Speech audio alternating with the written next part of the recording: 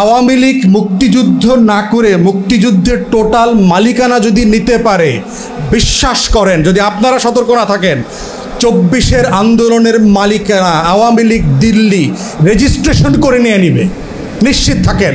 সেনাবাহিনীর প্রধান উনি দেবদূত আকারে হাজির হয়েছেন। উনি এসে হাসিনাকে রিকোয়েস্ট করছেন, আপা আপনি আপাতত একটু হলিডেতে যান, আমরা ওইখানে হলিডে রিসোর্ট আপনার জন্য বুক করে রাখছি দিল্লিতে, দোতলা বাসায় গিয়ে থাকবেন, আপনি পরিস্থিতিটা ঠান্ডা হয়ে যাক, আপনি রাজাপাকসের মতো আবার এসে আগামী বছর নির্বাচন করবেন। এই কোনো সমস্যা হয়নি।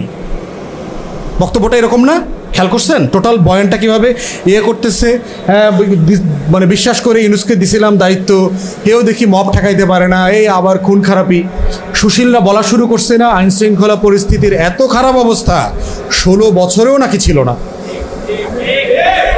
খেয়াল করছেন? হ্যাঁ, কী লাভ হইলো? জিনিসপত্রের দাম বাড়তেছে, বিদেশি বিনিয়োগ আসতেছে না, চাকরি বাকরি হচ্ছে না, পুলিশের নিরাপত্তা দিতে পারতেছে না। তো আগেই তো ভালো ছিলাম, তাই না?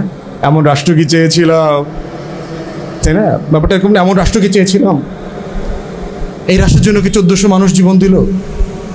এত জীবন দেওয়ার পরও আওয়ামী লীগ নির্বাচন করতে পারবে না, কীভাবে সম্ভব? এত রক্তের পরেও একটা সেকুলার পলিটিক্স এখানে থাকবে না? এত রক্তের পরেও বাংলাদেশে মুক্তিযুদ্ধের পক্ষে শক্তি সে রাজনীতি করতে পারবে না? এত মানুষ এই কারণে জীবন দিয়েছে, কয়দিন পরে এইটাই বল